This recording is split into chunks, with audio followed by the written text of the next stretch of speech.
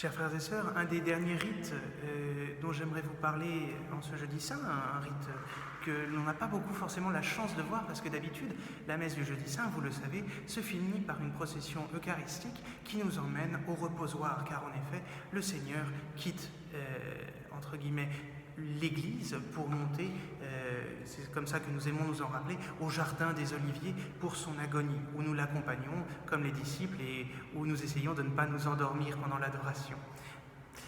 Et voilà donc ce qui se passe. Mais il se passe dans la même foulée un rite que vous n'avez pas souvent l'occasion de voir, car vous êtes déjà au reposoir en train d'adorer notre Seigneur. Eh bien, c'est ce qu'on appelle le dépouillement des autels. Car le célébrant réapparaît, assisté du diacre, quand il y en a un évidemment, et se dirige vers l'autel majeur, il y monte et il enlève les nappes qui couvrent et qui ornent la sainte table. Ce rite est un peu lugubre fondamentalement car il annonce que le sacrifice de la messe est suspendu. L'autel doit demeurer nu et dépouillé jusqu'à ce que l'offrande quotidienne du sacrifice de Jésus puisse être de nouveau présentée à la majesté divine de notre Seigneur. Mais il faut pour cela d'abord que notre époux divin, l'époux de la Sainte Église, Jésus-Christ, sorte vainqueur de la mort et s'élance vivant du sein de sa tombe. Alors, fondamentalement, en retirant la nappe de nos autels, nous nous rappelons bien, ce moment où Jésus tombe aux mains des Romains et des Juifs qui vont le dépouiller de ses vêtements, comme nous dépouillons nos autels.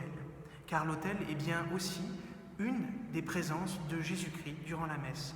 Jésus-Christ est présent dans l'assemblée, dans le prêtre qui agit in persona Christi, mais aussi dans l'autel. C'est pourquoi nous nous inclinons et que nous l'embrassons. Oui, nous rappelons en dépouillant nos autels bien que le Christ lui-même a été dépouillé. Il va être exposé, nu, aux outrages de tout un peuple. C'est pourquoi l'Église choisissait par le passé d'accompagner cette triste cérémonie du psaume 21, dans lequel le Messie nous est présenté d'une manière si frappante. Et nous voyons déjà dans ce psaume l'image de Jésus bafoué par les soldats romains au pied de la croix qui partagent sa dépouille et les dépouilles de ses vêtements. Mon Dieu, jetez les yeux sur moi, pourquoi m'avez-vous abandonné ? C'est ce cri d'abandon. Et ce cri qui nous rappelle bien, que le Seigneur s'est livré tout entier. Quand l'autel majeur a été dépouillé de sa nappe, les célébrants se rendent aux autres autels de l'Église et enlèvent pareillement les nappes qui les couvraient. Fondamentalement, c'est l'image de la désolation qui se répand partout dans l'Église. Le Saint Tabernacle, le lieu où se trouve la présence réelle de Jésus, est d'ailleurs normalement aussi vidé, puisqu'il perd son hôte divin.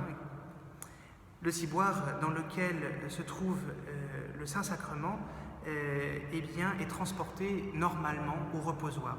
Alors cette année, évidemment, nous ne pourrons pas le faire à cause du décret. Et fondamentalement, dans l'Église, après ce moment où le Seigneur est transporté au reposoir, en temps normal, tout est muet dans l'Église, tout est glacé. Le temple est, entre guillemets, comme vide, car la majesté de Dieu s'est retirée. La majesté de Dieu s'est cachée comme elle a été cachée lorsque le Christ fut bafoué par les soldats romains. La majesté de Dieu s'est retirée dans le sanctuaire où elle s'est écartée. Et nous nous approchons donc en pratique du reposoir avec le plus grand silence, le plus grand mystère, le plus grand respect, la plus grande compassion pour les souffrances du Sauveur. Pour ceux qui nous suivront ce soir à la messe de ce jeudi saint, la messe In Scena Domini, en mémoire de la scène du Seigneur, comme le décret ne nous permet pas, nous n'aurons pas de procession au reposoir, mais vous verrez ce rite simple, sobre, du dépouillement des autels, qui nous rappelle que notre Seigneur monte vers sa passion et que ce moment, s'il est certes heureux par l'institution de l'Eucharistie et le don du sacerdoce, est aussi un moment d'angoisse et d'agonie, et que en cela, nous pouvons accompagner notre Sauveur par nos prières et par notre amour.